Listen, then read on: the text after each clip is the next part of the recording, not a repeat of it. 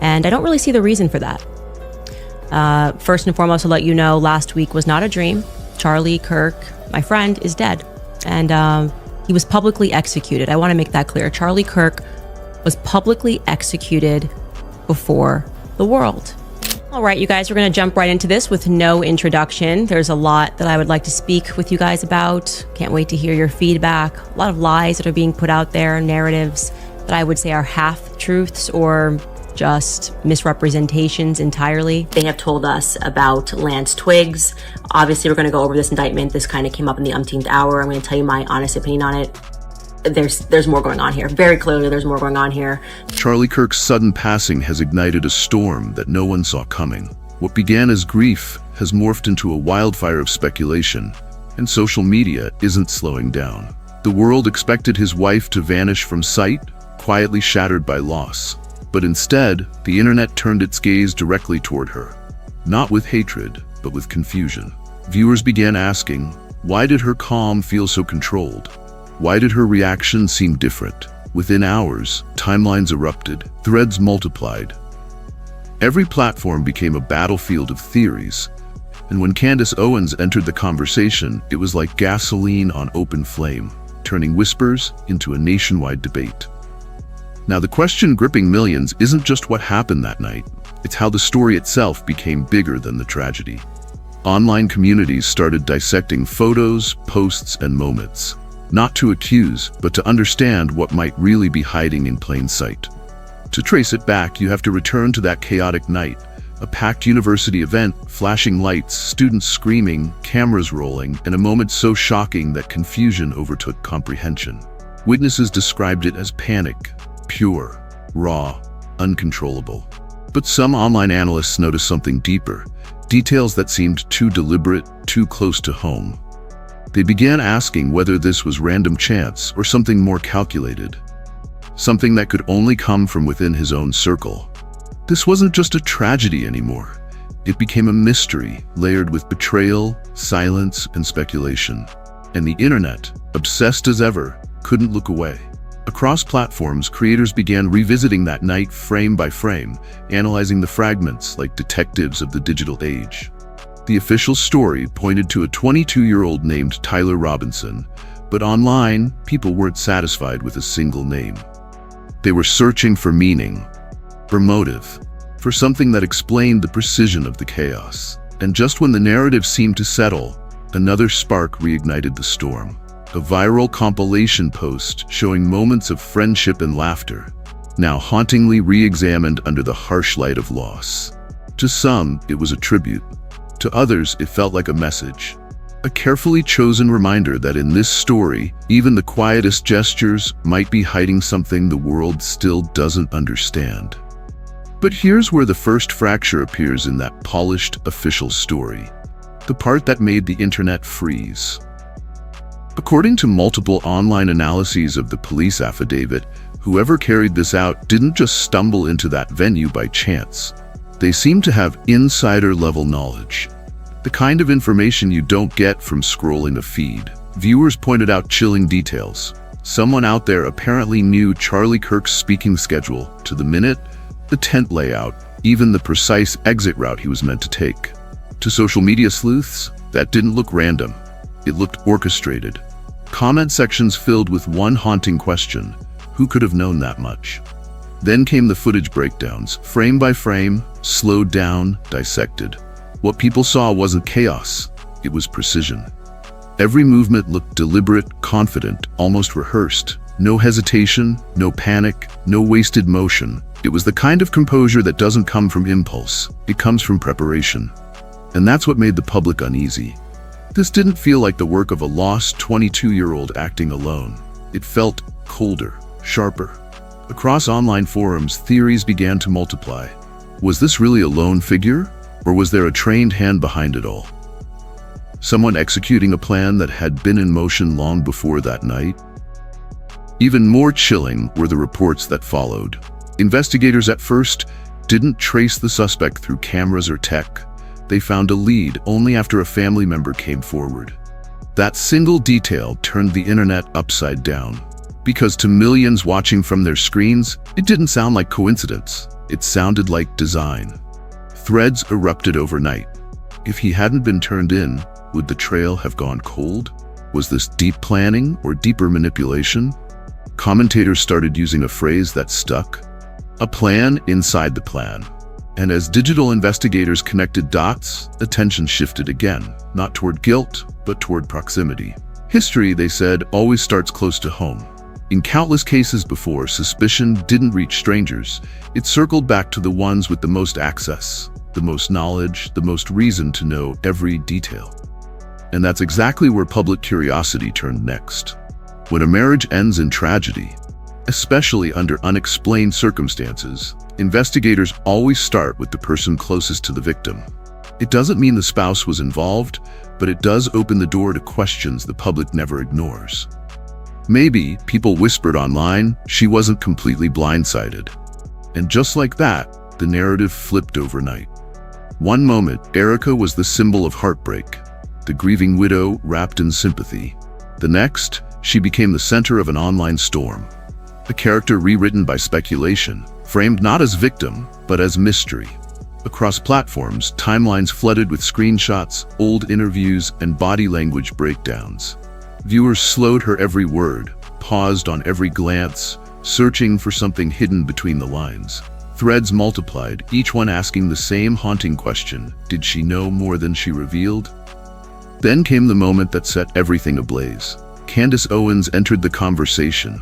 Not softly, not cautiously, but like gasoline meeting open fire. While most people whispered their doubts in private chats, Candace said them out loud. She voiced what others only typed in drafts. Her words hit hard, raw, and viral. And suddenly, the entire internet was listening. But before diving into the outrage that followed, it's worth asking why Erica had already become the focus of so much online curiosity. The internet doesn't forget, and it doesn't rest.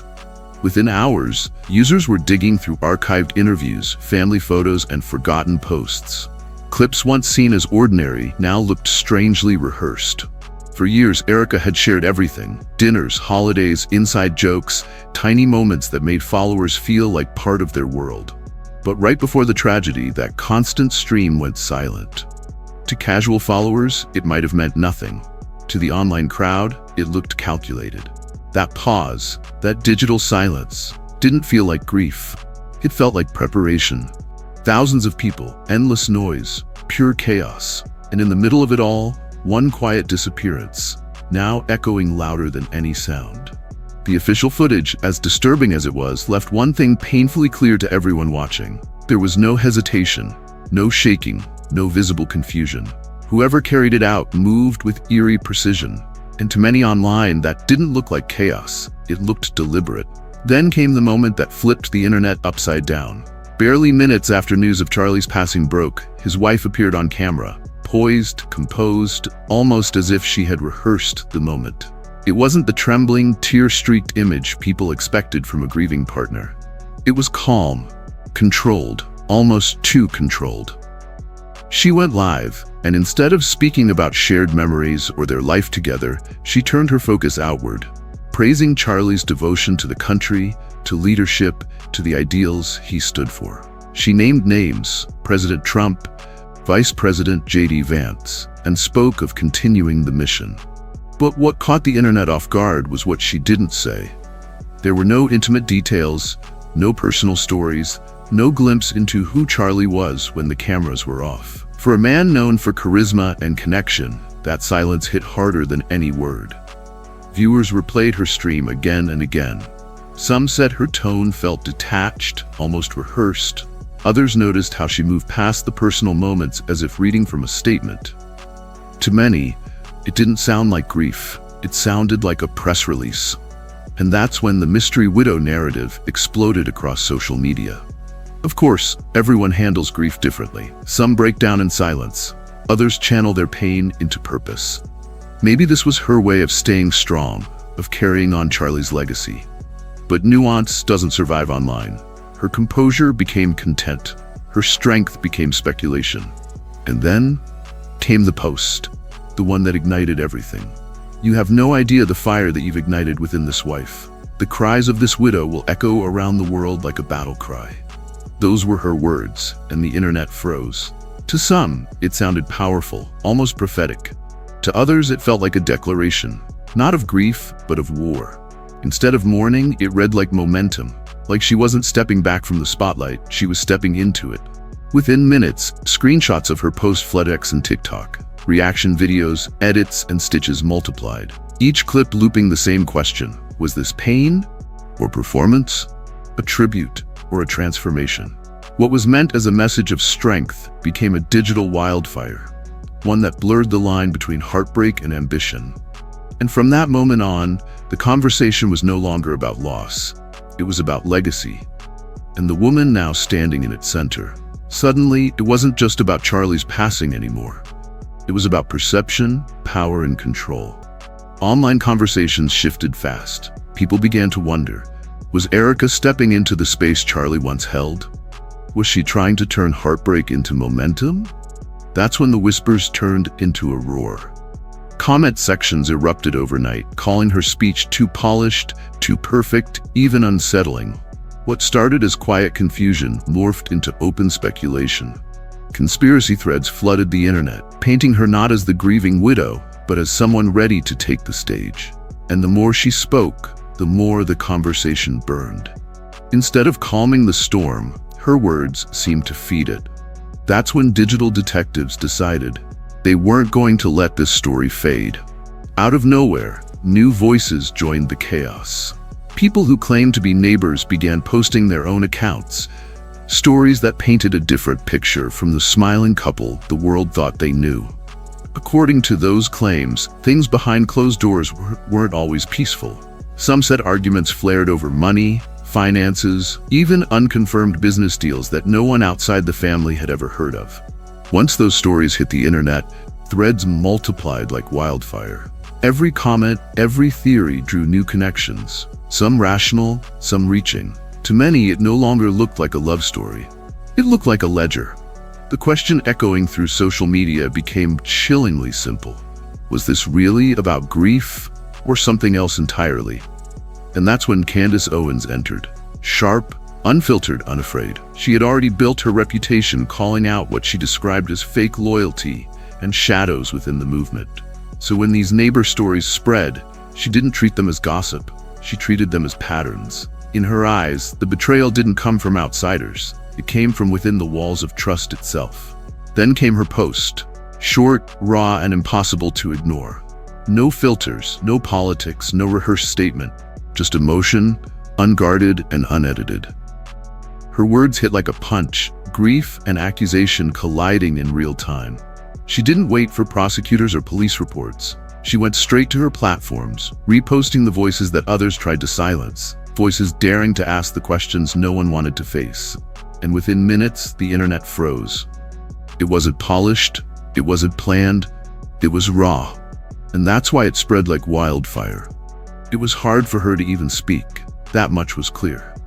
Candace Owens appeared on camera, her voice trembling as she said she didn't want the last image people held of Charlie to be the moment he lost his life. She spoke through tears, remembering the man behind the headlines, the laughter, the ambition, the early days of Turning Point when everything still felt new. For a few brief minutes, the noise quieted. Viewers saw something raw, grief without a script. But then, the moment that changed everything. One viral post began spreading like wildfire. If this man's own wife set him up, every conservative who stayed silent should be ashamed. He wasn't betrayed by politics. Within minutes of Candace sharing it, timelines erupted. Hashtags trended, edits exploded, and suddenly Erica wasn't just a grieving widow, she was the center of a full-blown political storm. Then came the 6 words that shook the internet. He got betrayed by his pillow. That quote, a line from Candace's livestream, became legend overnight. TikTok loops, dramatic music, stitched reactions. It spread like gasoline meeting flame. To some, it was confirmation. To others, it was pure chaos. The phrase turned suspicion into a movement.